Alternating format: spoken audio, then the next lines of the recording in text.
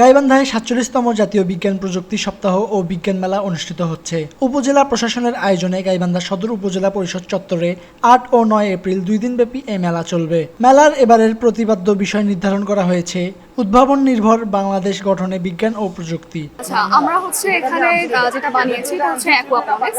এটা মূলত খুব কম জায়গার মধ্যে খুব কম পরিমাণে পানি ইউজ করে অ্যাকুয়াপনিক্স করা হয়। অ্যাকুয়াপনিক্সের জন্য আমরা দুটো ট্যাঙ্ক করেছি, যার নিচে আছে মাছ, এখানে আমরা মাছ চাষ করছি, আর উপরে আছে গাছ।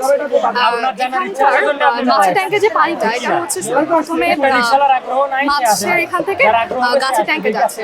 গাছের ট্যাঙ্কে গিয়ে পানিটা ফিল্টার হয়ে আবার ক্লিন যে পানিটা এটা আমার মাছের ট্যাঙ্কে ফেরত আসছে।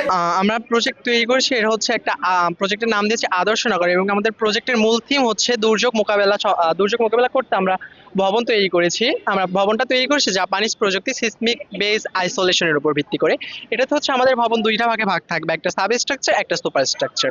আমাদের সাব স্ট্রাকচারে আমরা রাবার প্যাড এবং same rubber pad bearing pad use করব, এবং সেটাতে যখন ভূমিকম্পটা হবে আমাদের সাব স্ট্রাকচারটা কাঁপলে আমাদের নমনীয় রাবার প্যাডের জন্য আমাদের সুপার স্ট্রাকচারটা অক্ষত থাকবে এবং প্রায় সময় স্থির থাকবে। Water tank overflow alarm system, এর মাধ্যমে আমাদের বাসায় তো আমরা সচরাচর পানি ভরাই, তখন আমাদের পানি উপচে পড়ে। আর এই প্রজেক্টের মাধ্যমে যখন আমরা পানি ভরাবো তখন আমাদের পানি নির্দিষ্ট উচ্চতায় একদম ভরে গেলে আমাদের একটা অ্যালার্মের মাধ্যমে সতর্ক করবে, আর একটা লাইট জ্বলে উঠবে। এর মাধ্যমে আমরা বুঝতে পারবো যে আমাদের ওয়াটার ট্যাঙ্ক ভরে গিয়েছে। আর এটি আমাদের ডেইলি লাইফে ইউজ করা যাবে, আমাদের বাসায়ও এটা বানানো যাবে। মেলায় স্থানীয় শিক্ষার্থী, গবেষক ও উদ্ভাবকরা তাদের বিভিন্ন বিজ্ঞানভিত্তিক প্রকল্প ও প্রযুক্তিগত উদ্ভাবন প্রদর্শন করবেন। আয়োজনের মাধ্যমে তরুণ প্রজন্মকে বিজ্ঞান চর্চায় উৎসাহিত করা এবং উদ্ভাবন নির্ভর বাংলাদেশ গঠনে তাদের সক্রিয় অংশগ্রহণ নিশ্চিত করাই মূল লক্ষ্য।